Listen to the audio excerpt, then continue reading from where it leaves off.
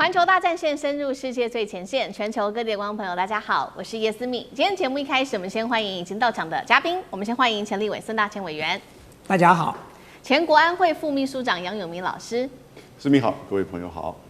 前海军舰长吕礼士舰长，主持人好，各位观众大家好。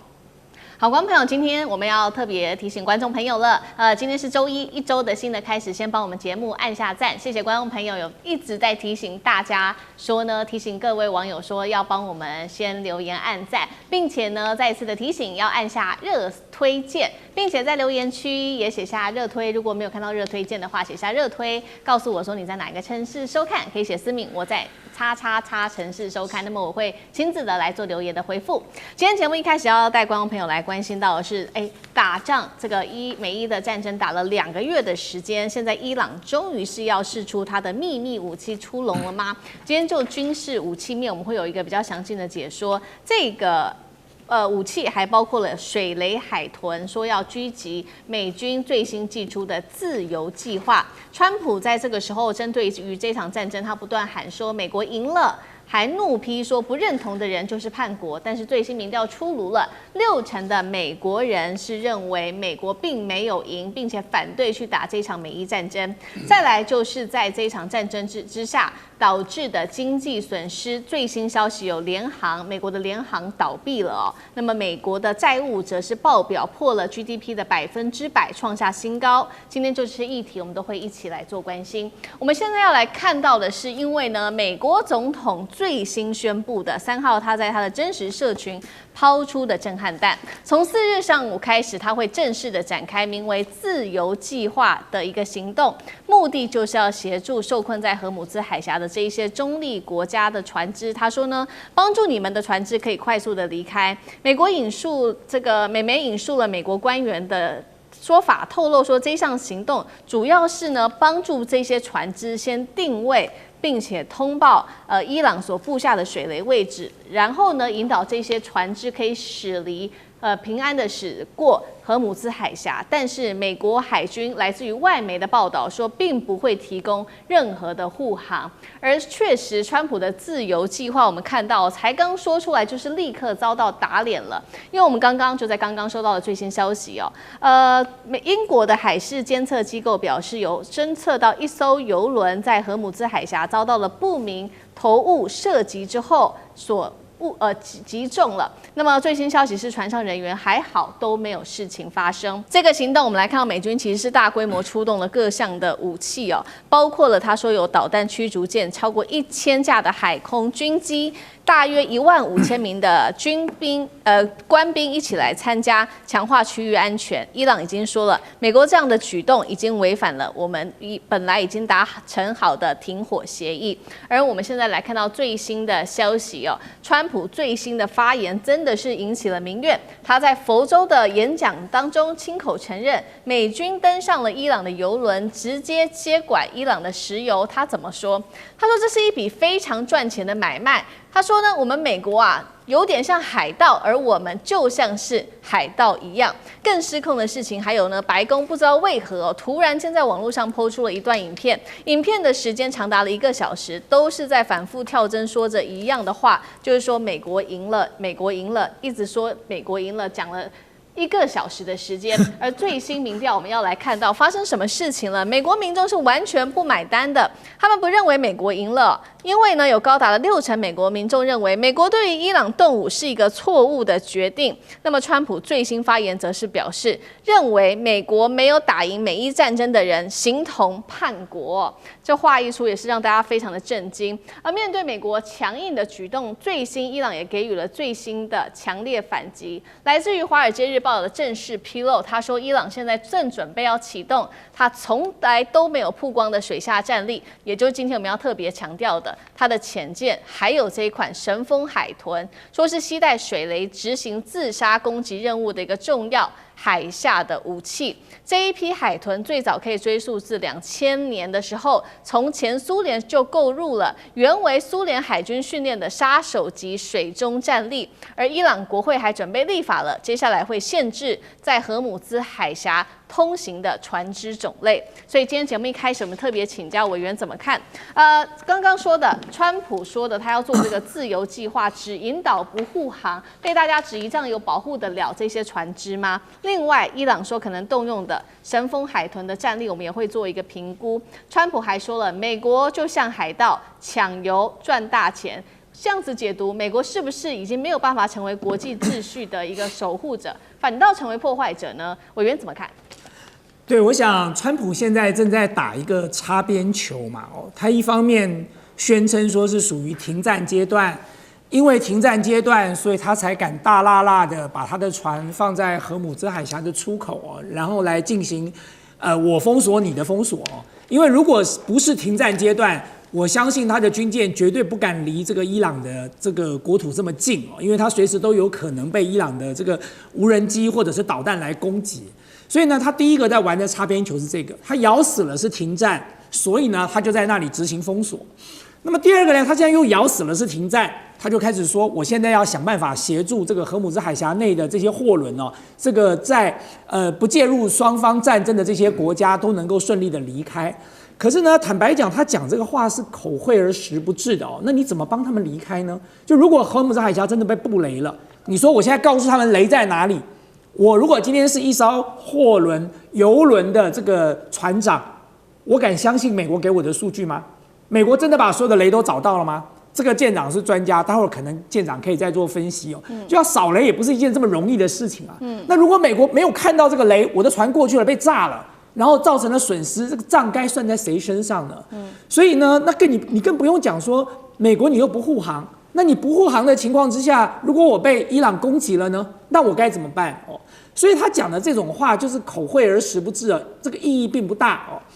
但是我要提到的就是说，当然对伊朗来说，他手上有太多的筹码跟工具嘛。刚才这个思敏跟我们讲到了，像所谓的这个海豚水雷那么其实这个因为从过去的一些这个资讯看起来，伊朗的确是拥有类似的这种具备这个攻击或者侦察能力、受过训练的这个海洋哺乳类当时是前苏联在克里米亚地区训练的，后来在2000年的时候卖给了移转到了伊朗的手上。那么如果真的这个所谓的海洋哺乳类的这个实际上是存在的那么这些所谓的海豚或者是海洋哺乳类，它们的声呐特征跟生物特征很有可能可以突破这个现在传统的这些扫雷的这种可能性也就是说，它到底是一条这个正常的海豚，或者是有携带攻击装备的海豚，谁都不知道那么所以当然这就是另外一个防不胜防的事情不过我要讲的更重要的一点是川普今天说自己像海盗这件事情那么等于是再一次的把美国在过去81年所建立起来的全球的这个秩序跟这个霸权的这个体制彻底的给摧毁掉了。我曾经在这个节目说过，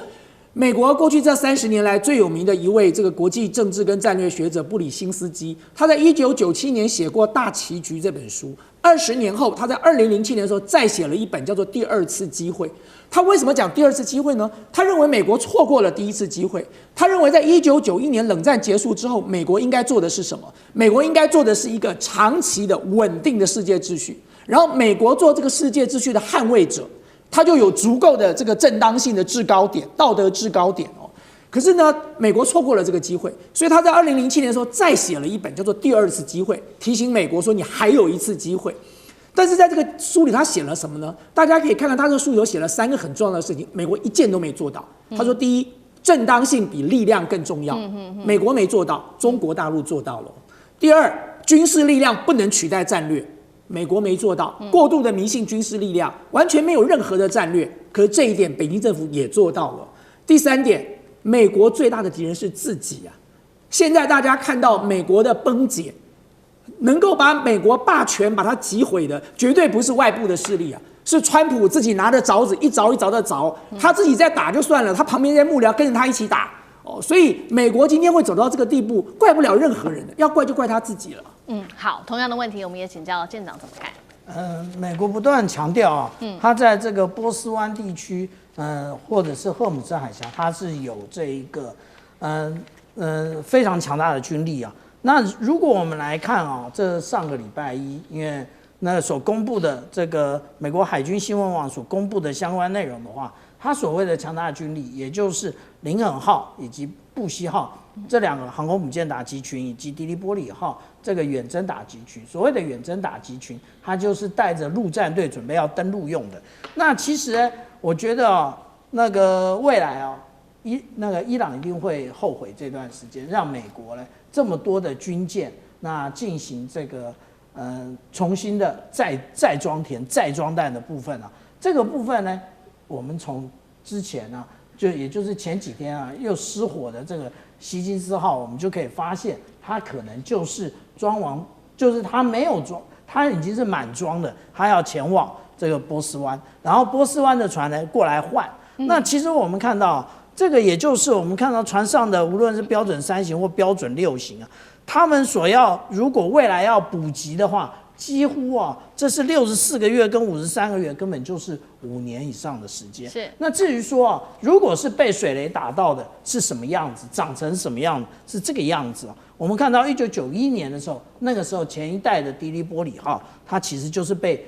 那个飘雷命中，打一个这么大一个洞。那这是它的舰长啊，这样对比我们就知道说它的这个洞有多大。那至于说现在找海豚的这个问题啊，其实这个海豚的问题1960年代就有了，而且是美苏这个双方通通都在做这件事情啊。而且呢，我们从美国的现在叫做战争部啊，他说海洋哺乳动物的计划呢，可以为国家安全做出贡献，也就是可能包括这个无论是各种的爆炸物、水雷啊，或者是敌方的潜水人员都可以利用这一个海狮或者是这一个海豚来进行这一个捕获。那其实我们来看啊，他们到底是怎么作业的呢？他真正作业的方式，也就是在他的前的鳍这个部分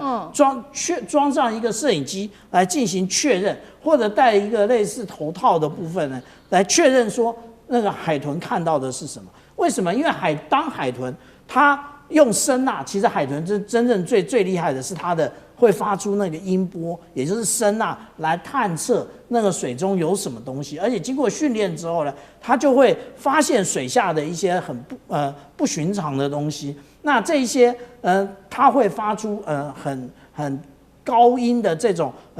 频率很高的，然后那种哒哒哒哒的声音。是。那而且海豚跟海豚之间不会互相干扰，可是我们舰艇跟舰艇之间使用的声呐却是互相干扰。但是我们只讲了一种，还有另外一种海狮啊。那海狮其实它跟海豚最不一样的地方是，海狮它的视力很好，呢，它可以看得很清楚，而且它非常敏锐，也就是也是一样可以发现海中到底有什么不一样的地方啊。那现在呢，美军就说他要部署这些装备，那真正的我们也不要把这个伊朗想得太厉害啊。伊朗从来我们也没看过什么智慧水雷，而且智慧水雷的前提就是你要将这一些无论是磁性压力或者是音响啊，你都要收集完毕之后，你再组合才会变成智慧水雷。我们之前这个不是伊朗用的，这是我们看到在这一个黑海里面所发现的这个飘雷长成这个样子。但是美军真正想要反制的，除了这种我们刚刚讲的哺乳类动物的话，那其实也就是我们之前所看到这 AQS-20的这种系统。这种系统呢，其实人类用很多的系统，其实都从这一些生物上面得到的一概念。我们现在看这像不像是我们刚刚看到的海豚啊，像啊。然后它的声呐，其实除了主动声呐可以向前之外，它还可以向两侧以及下面，正下方的部分。那它的部署方式呢，我们可以看到它可以使用无人艇，那当然它也可以使用海鹰的直升机来拖带啊。那这些方式呢，都是现在我们所看到的，可以使用在这一个霍姆兹海峡的部分。但是刚刚委员特别强调美国是不是一个海盗的问题啊？美国早就是海盗了，为什么？因为美国在2020年的时候，他在他的一个，也就是我们刚刚讲的美国海军的一个学术的一个 proceeding 的这篇文章里面，他就讲到美国施虐行为是合法的。那他在这里面探讨了非常多。那我们认为他只是学术，对不对？还不是这样而已啊。我们看到国会研究中心，他也提出有关于撕裂许可证以及如何报复。那我们就讲到说，其实美国做的这一些，现在就是无论从委内瑞拉一直到现在的伊朗，其实都是这种路数。也就是海盗的路数。好，刚刚我们看到的是一系列在这场美伊战争当中，美国跟伊朗各自祭出的各种，尤其我们今天聚焦很多是在水上跟水下的战力。那其实现在关键还有另外一个问题，说打到现在，美国自己内部撑得住吗？因为有一些最新的数字出来了，尤其是武器的消耗量已经，还有这个国债现在的承受量已经超乎他们原本预期的了。美国自己内部会不会受到政治很大的一个冲击，还有经济很大的冲击？首先，我们来看到在军事上它的这个导弹 JASSM-1R 的战前库存4400枚，现在呢已经消耗了1000多枚；战斧战前有3000多枚，现在也消耗了1000枚。单价1550万美元的萨德导弹也是到了库存的极限。刚刚讲了嘛，还包括了国债，现在呢冲上31.22兆美元，正式突破 GDP 的100%，是2战后最惨的一个记录。而我们都知道，现在油价已经冲破了120美元一桶哦。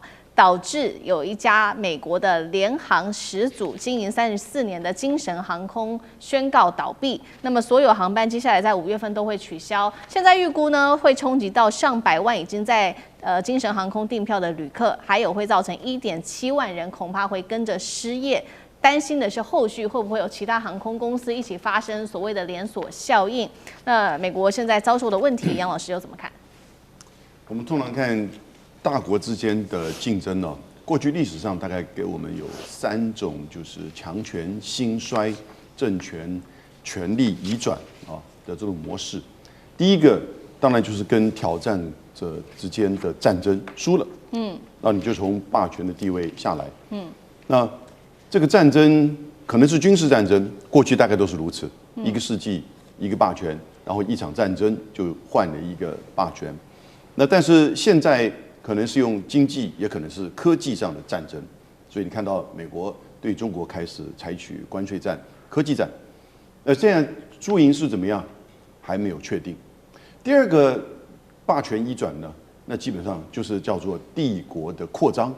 也就是说你扩张的太快，结果你血管末梢没有办法去这个持续的去支持，那你就开始退缩，到后来呢，你就自己本身面临到就是帝国的瓦解。那第3种呢，那就是历史上最常见的，那就是一个愚蠢的国王把这个大帝国给消耗掉了，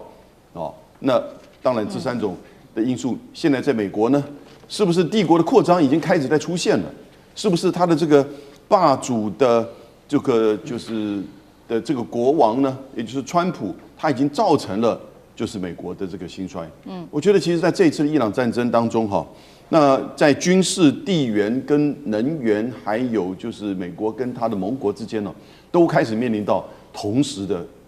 这个受创、影响，甚至衰退。那因此，我觉得美国现在面临到的这个伊朗战争之后的这种情况会越来越明显。好，谢谢杨老师。那我们休息一下，马上回来。地缘政治、美中之争、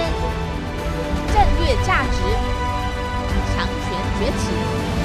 小国生存。现在与未来，洞悉事件走向，掌握世界脉动，全球观点尽在环球大战线。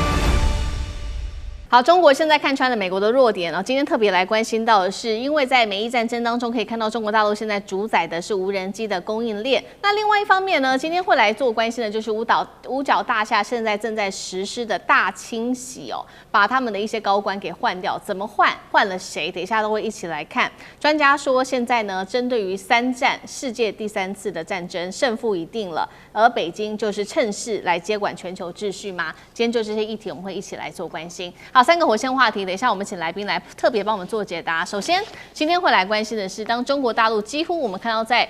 不管是俄乌战争或者是美伊战争当中，无人机变得更加的重要了，而大陆现在其实牢牢的掌控住无人机的供应链，还包括了现在在战争期间最需要的稀土跟飞弹产能。《华尔街日报》是这样形容的。基本上已经在成本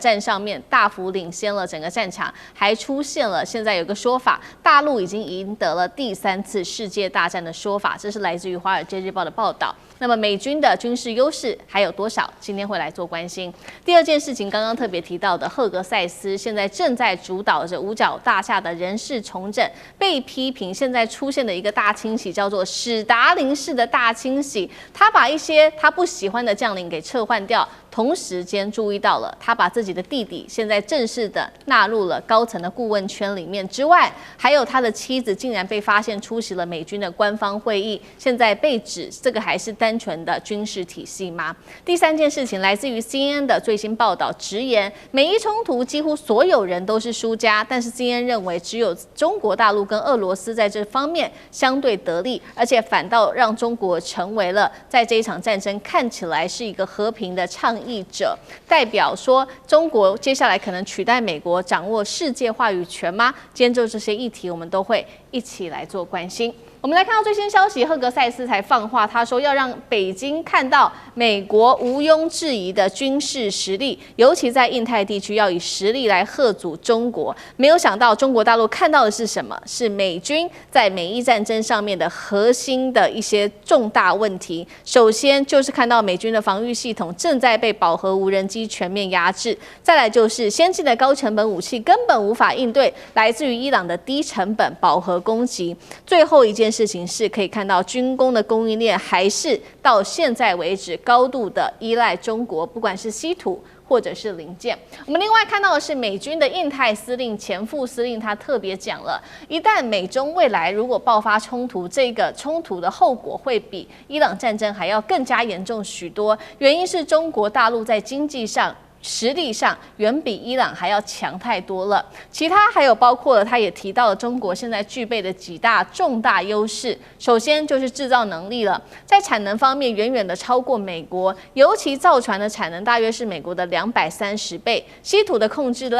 制量。大陆牢牢掌握全球90%的关键材料，而飞弹的库存也在快速的扩张当中。这当中包括了这个弹道飞弹、巡弋飞弹、核武库都在快速的扩张。而 AI 的应用战场，尤其就是今天特别关心的无人机蜂群战、智慧化作战，中国牢牢掌握。而工业化体系可以说在战时动员能力是全球最强了。刚刚提到的无人机是美方现在非常担心的，所以呢，《华尔街日报》特别点出了中国大陆在掌握无人机上面的优势。他特别也提到了说，不管是电池的优势，或者是马达的优势，甚至到晶片感测器之外，在成本上。我们来看到这个价格到底差了多少？美国的4轮无人机要价1.5万美元，是中国大陆制造的3倍，成本真的是高非常的多。专家形容中国已经赢得了第3次的世界大战。所以今天节目一开始要特别请教舰长怎么看了。刚刚特别讲的《华尔街日报》，他说中国赢得了第3次世界大战，未来战场他也特别提到了无人机消耗战的一个重要性，但是如今却牢牢的掌握在大陆的手中。如果未来美军真的发生了所谓的中美之间的战争，那么对上解放军会不会状况比伊朗还要更加严峻许多？舰长怎么看？如果我们来看这个最近有非常多的一个军事研究者所提到的有关于未来作战的形态，都是以无人机为主的。那如果从美国的角度来看，美国的无人机如果它的弹簧刀或者是民用的这个民间所产制的这种军用无人机真的好的话，它就不会去仿制 Lucas， 也就是见证者136的仿制版，也就是这一些无人机其实在战场上历练过之后，其实可以看到它的好处。但是无人机绝对不是只是征收或者是插打一体而已。我们现在看到的这个就是插打一体的无人机放下了小型的这种巡飞弹，但是这个巡飞弹在攻击的过程当中，其实它也对这些经过的这个地形地貌或者是地上的部队呢，也已经做了相关的征收之后传给查打一体呢，再进行所谓的杀伤链的一个相关的重组，以及呢有关于 AI 的一个协助决策之后，然后，所以我们说未来为什么第3次世界大战会是以无人机为主？但是呢，无人机绝对不是只是这样而已，无人机真正重要的不是单机，也不是征收，也不是查打一体，是集群。那这个集群到底有多可怕？我举个例子哦，也就是例如说有10个目标，那10架无人机起飞了，可是它在路上可能已经被击落4架跟5架，他们会剩下的5架或6架呢，他们会自己的沟通，现在要攻击的最优先的是拿5个到6个目标，他们已经放弃原来的目标，去攻击威胁最大的目标。那这个就是我们讲到集群式无人机它的一个优点在这里。也就因为如此啊，我们现在看到的那个没有一个国家在做这个，可是解放军有在做啊，只是解放军从不展现这个实力。为什么？我们来看啊，《南华早报》它就有报道啊，一名士兵他可以控制200架的这个无人机，这个是一个集群作战的一个模式。那这个模式呢，其实我们现在看到的，它只告诉我们的是这一个中国科技大学的一个研究而已。通常我们看到这种研究，通常都是3年之前的研究，也就是当中国大陆进步的这么快的时候呢，我们没有人跟得上。那赫格塞斯现在讲说，他这个可能要有出其不意的攻击伊朗啊，或者是他的印太实力的部分，在2024年的4月到7月的时候，帕帕罗已经说了很多次了。他如果有一天台湾海峡发生了任何军事冲突的时候，他要把台湾海峡变成这一个地狱场景。但是有关于这一个当时的珠海航展一结束之后，他们不知道看到了什么，他们立刻改口说这个从冲绳到台湾海峡太远了，它没有这些数量，所以他们又要重回原来的造舰。这就告诉我们，美国不断在修改它的一个作战模式。好，所以这边我们也看到说，中国大陆的军事实力在不断的提升。那美国特别也做了一个这样子的事情，包括我们刚刚看到《华尔街日报》特别针对于美国现在武器需要赶快赶上来做一个最新的示警。但是呢，内部我们看到五角大厦现在正在进行的，我们刚刚提到叫做史达林式的大清洗。赫格塞斯我们节目先前讲过了嘛，他开除了很多的在这个国防部自己内部、战争部自己内部的高官。那么现在这个史达林式的清洗说呢，有60%的受害者是非裔或者是女性，都被这个给炒鱿鱼了。那么现在也说呢，赫格塞斯的弟弟还有呢他的妻子，竟然呢进入到了这个军事圈里面来。他的弟弟现在任命为高级顾问，妻子现身在美军的官方会议当中，怎么回事？委员怎么看？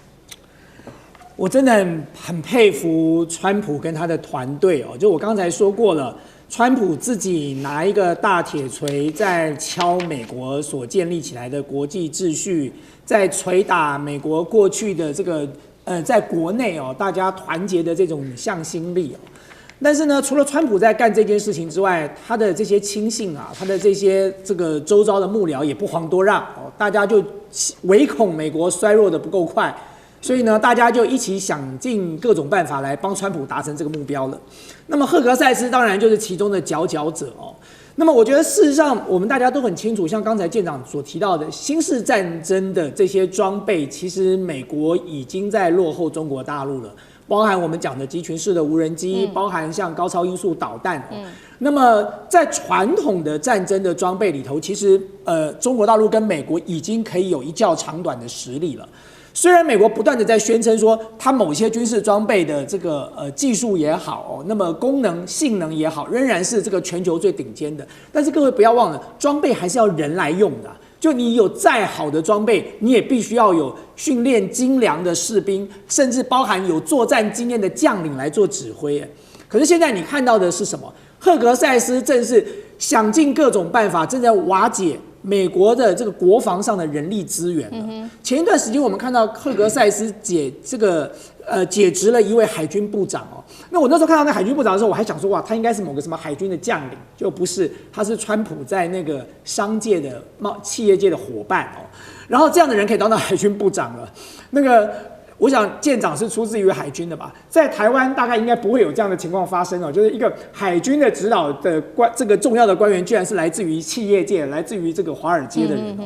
然后呢，再来，现在的美国的这个军人现在面临另外一个问题，我刚才提到就不知道为何而战了。就以前美国的大兵就是上战场牺牲性命，不管在全世界的哪个角落。他都很骄傲，因为他知道他在扮演的是世界警察的角色，他就像是美国队长一样，捍卫这个世界的民主、自由这种共同的价值。所以，为了这样的一个目标，他们愿意上战场，为了这样的理念来牺牲奉献。可是现在美国的已经没有正当性了。我刚才讲过，美国滥用他的权力，滥用他的这个军事力量，他现在在全球已经变成一个掠夺者了。现在谁还敢讲说美国代表的就是正义，代表的就是民主自由的共同价值？我相信美国任何一个大兵，他在战场上都很难这样说服自己了。更不要讲川普自己说他是海盗了。你真的认为美国的大兵会希望去西岸去当一个海盗，然后为了当海盗去牺牲生命吗？然后第三，你看到他解职了这么多军事将领，所以接下来美国的这个军队的指挥体系马上就会面临经验的断层了。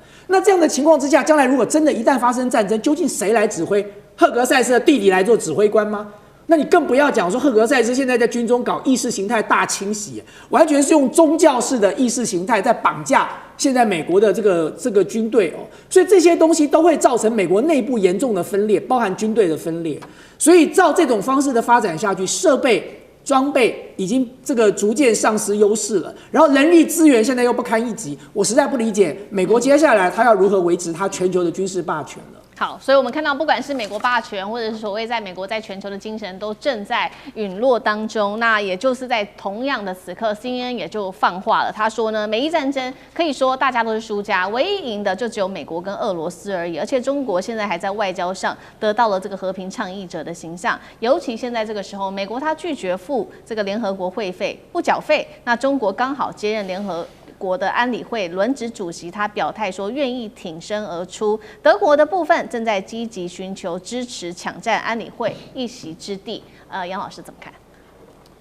对，我们通常都认为，大概21世纪美国面临到自己本身政策错误造成的，就是中美竞争当中它逐渐落后，然后呢，更不要说几场战争下来造成它的国力衰退，以及它的盟国之间就是跟它渐行渐远。那可是，在伊朗的战争当中，其实也引起一个很重要的，就是能源的冲击，使得中国大陆在过去清洁能源上的这种统治地位更加的稳固。因为各国现在都转向就是改变它的能源结构，甚至增加购买中国的电动车。是，那这些都会造成一些影响。所以我们在讨论说，尤其川普就是这个放弃多边主义的主导，或者是他自己本身转向美国优先啊。可是也不要太低估美国了。我觉得短期内它的削弱并不代表它的绝对的溃散。是。那各个层面跟指标看起来，我觉得中美竞争的的确确是往这个方向是在走。可是4个层面美国我们在讲它的霸权在4个层面：第一个美军，第2个美元，第3个美盟，美国的盟邦，第4个美帝。什么叫帝呢？帝国主义政策。也就是你要做一个领导者你要有这个领导者的帝国主义政策。那先讲美军呢，它还是750个全球的基地，可是你看它在伊朗的战争当中，其实光是海湾地区的这些国家里面的军事基地，它的效用已经大减。对，你这个基地所需要的设备或者是弹药，你就无法经过荷姆兹海峡了。而海湾国家现在开始在思考要跟美国的这个军事合作关系，所以他在军事上也开始在渐渐的退缩。尤其你这样的一个大国，你居然没有办法去打赢伊朗，不只是军事上，战略上也都是错误。那美元霸权这个还是一个可能在这几个项目里面会维持最久的。因为全球性的这种交易的这种惯性以及对于货币的信赖、经济的支持、科技的发展，现在看起来，虽然年底可能大家担心有所谓的 AI 泡沫，可是呢，事实上取代的也并没有其他的大的项目，而美国还仍然是具有一定的主导性。不过这些中国都在跟它做竞争，好，然后呢，最近我们看到 CIPS， 也就是说以人民币为交易的系统，是在战前跟战后，就伊朗战争前跟战争后是大概2倍到3倍的增加，但是在比例上还是不够的。那美盟这个就是现在你看到北约的国家跟他渐行渐远，不过这个是川普自己在闹意气之争啦。你看他是说要从德国撤退5000多人，甚至战俘系统还是极音速飞弹系统，其实这些东西大概占德国5000多人，在美国驻德国的军队是36000多人，所以事实上也是一个影响，但不会是关键性的改变。是。那最后最重要。美国的帝国主义政策，也就是他自己把自己视为世界的领导者、世界的霸主、世界的警察。那前面3个中国的竞争都很明显，但第4个，我觉得中国是没有帝国主义政策的想法，也就是他不是要来做一个取代美国的这种帝国，而他可能希望是一个多极体系跟多边主义的进行在现有的国际秩序。所以我觉得，其实，在这样的情况之下，如果中国没有表现出像以前的那种强国竞争就是要跟你打一仗，或者政策上跟你这个搞对立，那美国的衰退可能会有蛮长一段时间，我们才会看到最后的结果。好，谢谢杨老师。那我们休息一下，马上回来。地缘政治、内中之争、战略价值、强权崛起、小国生存。现在与未来洞悉事件走向，掌握世界脉动，全球观点尽在环球大战线。好，这时候巴拿马总统可是要急哭了，为什么呢？因为呢，在这边我们特别来看到中国大陆这时候仅加70艘的船只，重创了巴拿马在这边的经济命脉。今天我们会来关心相关的议题，也就是西川会前夕了。中美可以看到角力不断的升温，尤其中国大陆现在反制美国的动作明显的升级。今天要来看到的这一站就是在巴拿马了，因为巴拿马的最高法院最新消息废除了香港长江和记实业公司在巴拿马运河两端码头的长期经营权。于是呢，中国大陆他就在这边做了警告，说呢，巴拿马你现在一意孤行，会为此付出沉重的代价，并且说会在政治上跟经济上都会让巴拿马付出代价。这话是这样说，动作是立刻下来了。我们来看到几项来自于中国大陆的反制动作。第一个，严格检查巴拿马籍的船只以及货船，造成本来呢在这些船上只要是挂着巴拿马国旗的货轮，就得在这边停靠的时间大幅的增加了。而且大陆还一共是扣押了将近70艘违反规定的巴拿马籍的船只，对于巴拿马进口的货物，像是香蕉、咖啡等产品，就会受到严重的冲击。同时呢，我们知道海运的成本跟压力也会同样的升高。面对于来自于中国的动作，美国方面则是找了6个国家一起来发表联合声明，也就是针对于中国的动作，他说这个是海上贸易政治化的动作，警告中国西半球的主权不容你中国在这边乱动。那巴拿马的总统则是呢，现在立场也蛮尴尬的，他也只能软化下来说呢，我们确实已经收到来自于大陆高层的消息，港口合约我们接下来会交给国际仲裁法院来做审理，并且希望能跟中国大陆维持一个良好的关系。态度软化就是因为呢，接下来因为中国的反制动作，可能会有很多的货轮船只，他们原本都是挂着巴拿马的国旗，但是现在他们就不愿意挂巴拿马的国旗，可能挂其他的国旗，那直接冲击的就会是巴拿马的船的注册收入之外，第二个就是他们的港口的财政收入了。所以节目一开始特别请教委员，巴拿马总统在这个时候立场是有多尴尬，也只能向大陆来示好了吗？接下来他的损失又会有多大？委员怎么看？对中国大陆北京政府这一次应该说是打蛇刚好打到7寸之上了哦。就是对于航运界来说，其实大家比较习惯的哦，就是你会看到很多货轮或邮轮哦，大部分都是挂这个巴拿马旗帜的哦。那么包含台湾自己的几家这个海运公司，他们也有很多船舰，其实也都是挂巴拿马籍哦。那么所以这个叫做什么？叫做便利旗啊。因为长期以来在这个全球的航运界里头，巴拿马籍哦，某种程度来说，是比较方便的哦。那么会减少很多不必要的地缘政治的纷争。所以巴拿马大概有多少船只是注册在巴拿马下面哦，挂所谓的便利旗，大概有8000艘以上哦。就全球的航运界这种大型的邮轮、货轮，大概有8000艘。我觉得这次中国大陆北京政府很聪明哦，因为他在没有做过多的政治操作之下，他只是行使了在国际相关法律的合法规定，他执行了叫做港口国的监督检查。他执行港口国的监督检查，并没有违反国际法，这是本来就是任何一个港口国应该有的权利。所以在这个情况之下，你说美国要针对这样的一个问题来质疑中国大陆，说你为什么要这个监督检查的这么仔细？美国很难有失利点的哦。那你更不要讲美国扬言说什么西半球主权不容谈判，谁要跟你谈判？没有人要跟你谈判啊，我只是好好的来执行我的监督跟检查嘛。那但是对于船东来说，问题就来咯，他每多滞留1天，他就要耗费数万美元的滞留费用。那你还不要讲说搞不好不幸被扣押了，更惨哦。所以现在这个原本挂所谓便利旗，这个旗如其名啊，就是很便利。现在已经不便利了，所以巴拿马的旗帜已经变不便利旗了，所以很多船东开始进行转籍了，就他本来登记在巴拿马籍，现在开始转了。那这对巴拿马来说的财政冲击就很大，因为巴拿马每年的财政收入有3%到5%都是靠收这个注册费来。是。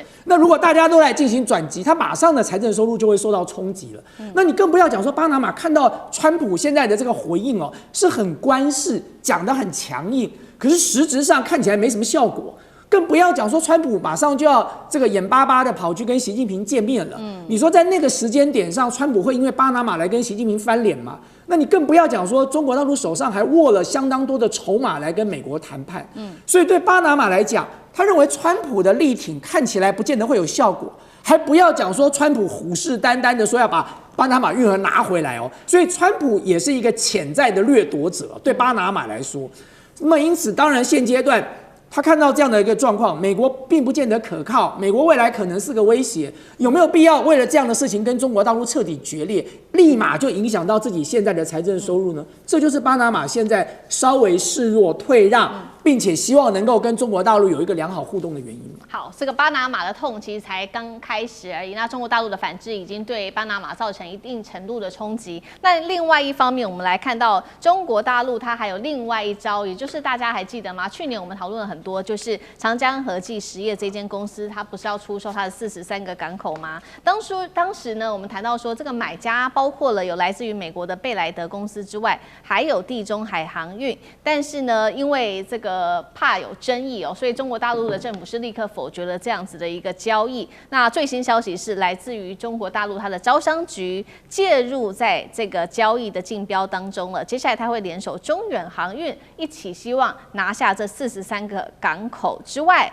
这是第一个，第二个，他们现在还说要一起扩大在巴西的投资，拿下巴西的最大的跟第2大的港口。中美海上霸权竞争现在白热化了吗？舰长怎么看？其实如果我们看到这个有关于马汉当年写的海权呢，那有关于海权的本身呢，那其实它不是单独存在的，它真正的用意也就是说，它必须要以军舰来讲，它要建立这个海上的一个交通线。那这个交通线是为了什么？是为了贸易，而不是为了军舰跑来跑去啊。军舰跑来跑去，现在的燃气涡轮来讲很耗油的。那它其实是要维护这个国家的一个贸易啊。那为什么我们刚刚讲到有这么多的一个就是使用方便旗或者的状况？因为这一些国家，它对于无论是劳动法令、安全法令，或者是相关的税收啊比较低啊。那我们讲第一名是巴拿马，巴拿马其实它所拥有的是3亿3千万吨啊，它的排水量这么高。第2名是赖比瑞亚，第3名是马绍尔。你都没听过的国家，因为他们都靠这个赚钱。但是对于美国来讲，他强调他必须要掌有这一些水道。我们看到啊，现在真正讨论的重点在霍姆兹海峡以及曼德海峡这个就是美军他一直要确保的位置。为什么？因为美军他就是要掌握我们刚刚讲到的海上交通线的部分啊。那对于中国大陆来讲，那他现在为什么招商局又这样的一个扩增40个码头嘞？那其实这个码头我们看到的，也就是“一带一路”不断的所促成的。那这个所促成的部分呢，也就是我们现在看到中国大陆为什么它的大宗的商品波动并不像其他国家这么强的原因，也就是因为解放军的军舰它确保了这个中远它这家公司的所有的商船都能够顺利通过我们刚刚讲到的曼德以及霍姆兹海峡的部分。那中国大陆为什么要这样做呢？我们仔细想一想，远的不说啊，那也就是我们看一看这个在2次世界大战的时候，也就是对日抗战的时候。日本其实也就是整个封锁了，有关于当时中国所有的一个对外的口岸以及相关可能可以支援的港口，所以那个时候才有滇缅公路的出现啊。其实就是为了弥补这个部分，也就更不要讲说更远的，也就是甲午战败之后的这一个马关条约啊，那后面所造成的这一个8国联军的部分，所以中国大陆现在只是确保它的一个海疆的安全而已。好，我们刚刚看到的是在中美之间在海上霸权上面的竞争，另外一个同样也是中美之间的竞争是最新消息，美伊战事之下，美国呢它最新将大陆的5家石化企业列入制裁清单哦，包括了说资产冻结、禁止交易。那中国大陆它就反制美国的制裁，它就实施了这个最新的办法，叫做阻断外国法律措施办法，直接不承认美国所执行的任何的行动，等于正式对美国长臂管辖来开火。老师怎么看？这个事情是4月24号贝森特美国财政部长这边宣布的。因为美国在对伊朗的战争当中进行封锁的时候呢，他要对伊朗的影子船队，也就是在销售伊朗的原油的影子船队，那大部分其实将近80%是卖到马来西亚，然后转到中国大陆，也就是说，其实它大部分是进入到中国大陆。进入中国大陆之后呢，它有相当高的比例是由大陆的这些中小型，他们叫茶壶炼油厂，来在做炼油，大概占整个中国大陆炼油产量可能将近有2成左右。这样一个过程，美国要把它斩断，所以呢，就针对中国大陆的这5家就是炼油厂，恒力石化、山东金城石化、河北新海、山东盛兴以及寿光鲁清这5家石化公司，也就是炼油厂。那这个会产生什么影响呢？就是常被管辖，而且他就是要求不只是冻结资产，他们在美国的资产，这还不重要，他要求跨国企业在中国大陆的跨国企业，可能是美国的，可能是国际的，禁止跟这5家进行交易。那会影响到什么呢？比如说银行的交易可不可以？就不可以。所以你就会碰到这5家如果要进行 SWIFT 的这个交易的时候，透过国际的银行就会被禁止。那这样这个禁止，中国大陆就反击了。在5月2号，他就用国务院的这个条例的方式，就是等于禁止美国的这种长臂管辖啊，任何的企业不可以依照美国的这个条例，4月24号都公布的，然后呢，对这5家采取任何禁止的制裁或者是禁止交易的作为。那这个时候，国际上的企业在中国大陆就会面临到两难：你要遵守美国，你就会受到中国制裁；你要遵守中国，你可能会受到美国的次级制裁。所以这变成一个两难。那第一个，这是一个在政策上就让这些等于是国际上的这个企业就知道，你现在不是只可以单纯盲目的跟随美国的常备管辖，你要付出更高的成本。那这当然就是企业自己本身要有法律上的这个意识。那第二个，我们看到说，它不是用商务部的这个条例，它是用国务院，它把它提升了。它是针对美国的这个财政部，然后再用国务院的这个条例的法律位阶的提升，代表它重视这个问题。那第三个就是最重要的是，那到底它还怎么交易呢？其实也就是我们刚刚提到 CIPS 就人民币交易的系统现在的成熟度跟就是这种贯穿度其实越来越受到重视。这5家它可能大部分就会从过去有一些银行或者是不管是原油还是设备的买卖，用这个 SWIFT 改为到 CIPS， 是，那他就不会去违反到就是说美国的这个条例。那但是如果企业还是支持这个过程的话，他还是会在这个中国跟美国的这个法律之间呢，受到了一个就是它的困境。因此，这个的的确确中美的一个很重要。我们看似小事情，好像是一个法律上炼油厂的一个法律反制哈，但是代表着中国它自己本身在交易系统、在法律上以及在贸易上对国际企业，它已经有这个制裁美国常被管辖的能力了。好，谢谢杨老师。那我们休息一下，马上回来。地缘政治、美中之争、战略价值、强权崛起、小国生存，现在与未来洞悉事件走向，掌握世界脉动，全球观点尽在环球大战线。现在美欧的内部正在决裂，而且是全面爆发。我们等一下会一起来关心哦，因为这个时候川普说要撤军在德国这边的驻军，并且呢，在欧洲国家他使出了更大的一个课税方案，惹怒了欧洲国家。现在不管在军事上，在科技上，欧洲国家都说要去美化，转向中国大陆。今天就这些议题会一起来做关心。好，我们来看到中美之间的大国角力延烧到的是，竟然造成了美国跟欧洲盟友的裂痕正在快速的扩大。大家还记得吗？先前包括了川普跟德国的总理梅尔茨哦，双方因为这个伊朗问题公开交火了好一阵子之后，川普是记仇吧？五角大厦有最新的一个宣布，我们来看到的是，他宣布从德国立刻撤军5000名撤军，扬言接下来可能还会撤出的国家包括了在意大利跟西班牙等等，在伊朗的问题上一直都不挺美国的这些盟友们，并且呢，针对于俄乌战争，现在呢，川普也特别跟这些欧洲国家说了，接下来会出现在武器上的长期延误给你们，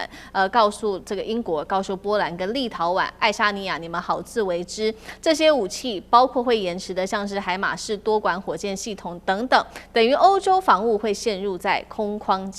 窗期当中。面对于来自于川普的压力，德国是立刻喊话了，他说：“我们德国并不是美国的附庸，接下来我们会来实施的是军事自主的方案。德国将会大幅扩军至46万人，并且目标定出来，在2039年前要打造欧洲最强的常规军队，包括了欧洲内部也开始讨论要来。”这个独立的防务体系要自己来做起来。节目一开始特别请教舰长了，当美国撤军，还有告诉这些欧洲国家说武器会延迟，双重的压力之下，欧洲又喊出不是美国的附庸，代表欧洲正式认定美国安全不可靠吗？舰长怎么看？当德国说他们不愿意当美国的附庸的时候，就代表他们当了美国附庸很久了。那这个问题呢，其实他的前一任，也就是肖兹讲过，就提过，而且呢，还是在肖兹卸任的时候，他特别的强调，也就是如果说从那一个时间点来看，也就是2年前来看的话，如果德国要补充他的一个军事装备补到齐的话，要2030年。那为什么他的装备去哪？他的装备就在你美国的高声一喊之下，他是附庸嘛，直接送给乌克兰。那他送给乌克兰之后自己空虚，他跟美国买，的时候，美国正好提高价格来卖你，所以就叫你送他又赚，那也就是美国怎么看都赢啊。那也就是对于这一个欧洲，其实我们讲德国只是个代表，那结果德国他面对这种窘境的时候，那其实他也就是只好现在慢慢的大家都想到了马克宏所谓的战略自主啊，所以他们现在说我们欧洲要自己来，对不起，你欧洲自己来要等很久啊。那如果说未来美国是一种什么样的情形？美国他们反正在这个川普他的总统任内啊，他很快的就会，他不高兴了，他就要退群了。那也就是你这一个北约如果做了他不想要的一个决定之后，他就说我要退出北约。虽然在美国的法律也就是我们现在所看到的这一个国务卿卢比奥，他当初就是为了怕第一任的川普做这个决定，他立法禁止啊。那所以呢，但是美国可以用其他的方法啊，也就是我武器晚一点给你，我可不可以先给台湾呢？对不对？所以这个中间方法很多啊。所以我们讲到说，现在美国还要求所有的北约盟国，还要将他的国防预算呢，从可能不到2%提升到3%。那你在这么快的时间要求，你跟谁买武器？你又是要跟美国买武器啊？但是我们已经看到了，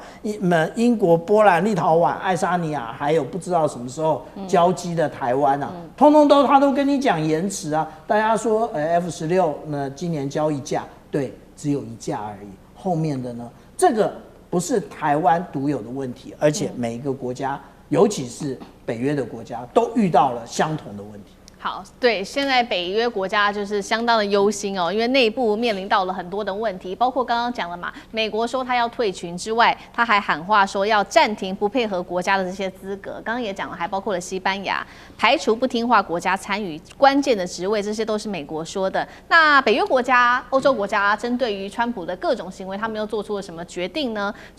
最新他们讨论说，2028年，也就是川普任期的最后一年的那一年峰会，干脆就不要办好了，免得又有更多的冲突了。现在北约还是美国说的算吗？那北约现在害怕的到底是俄罗斯还是美国？大家现在也在思考这个问题。杨老师怎么看？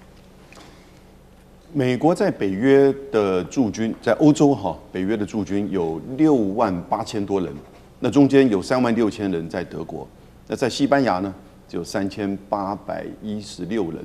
那主要都是在直布罗陀海峡。所以当川普说我要取消暂停西班牙的资格，他要退出直布罗陀海峡吗？美国在国防部、战争部在去年他就说嘛，全世界7个重要的海峡是维持美国军事海军霸权的关键的这种咽喉点。那这直布罗陀就是一个最重要的进出，就是地中海以及前往红海进入到中东和印度洋。所以直布罗陀海峡的这个重要性其实不会比荷姆斯海峡差。因此，当这个3800多个美军如果都离开的话，那西班牙如果都退出北约的话，那美国怎么掌控直布罗陀海峡？所以，我们真的到细节里面去看，你就知道他只是在 bluffing，